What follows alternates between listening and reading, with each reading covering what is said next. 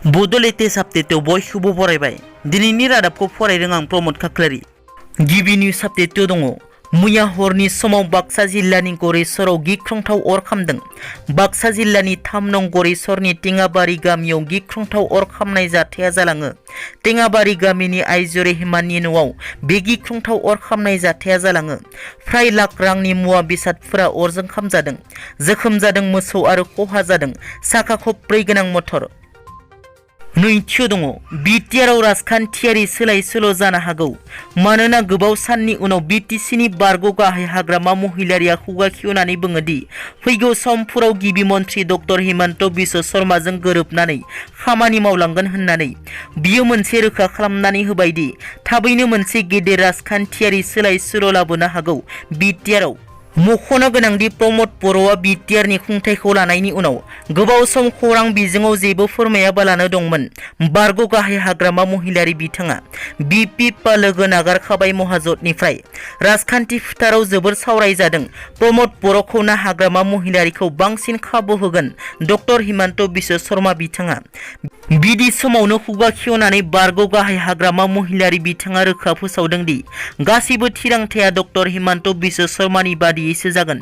आनखि उफ्रा बिसायख'थियाव डक्टर हिमन्त बिश्व शर्मानि बिथोन आरो सावरायज्लायनाय बादिसो बिपिएफ दोलोआ थिरांथा लागोन होननानै बिटिसिनि बारग' गाहाय हाग्रामा महिलारिया बुंथियो।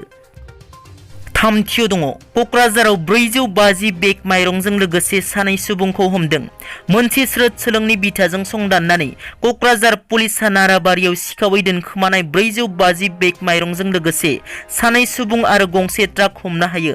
हमनो हानाय सानै सुबुंखौ सन्जीब घोष आरो आथवार आली होनना सिनायथि होदों क'क्राझार पुलिसआ। हमनो मोननाय माइरं बेगखौ क'क्राझार पुलिस थानायाव लाबोनाय जायो। ब्रैथियाव दङ बर' रायजो राजानि गोसोआव मोनसे सोंथि। एनडिएफबिनि गायसनगिरि आफादगिरि रन्जन दैमारिया माब्ला उदां जागोन?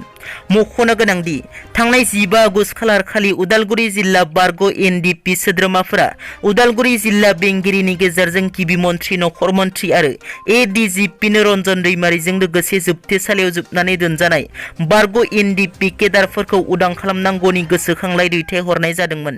नाथाय दासिमबो जेबो फिननाय मोनाखै होनना चिरां जिल्लानि बारग' एनडिएफबि डिअफ्रि बिथाङा आंनिसिम फोरमायहरदों।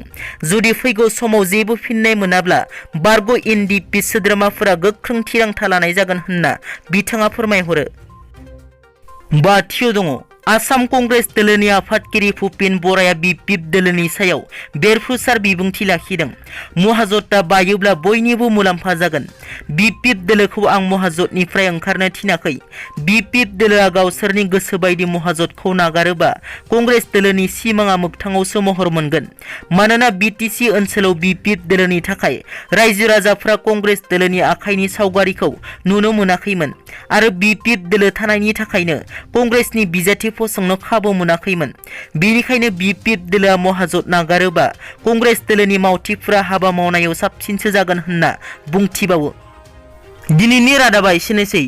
नोंथांमोना जुदि आंनि चेनेलखौ दासिमबो साबस्क्राइब खालामाखै अन्नानै साबस्क्राइब खालाम। गोजोन्थों।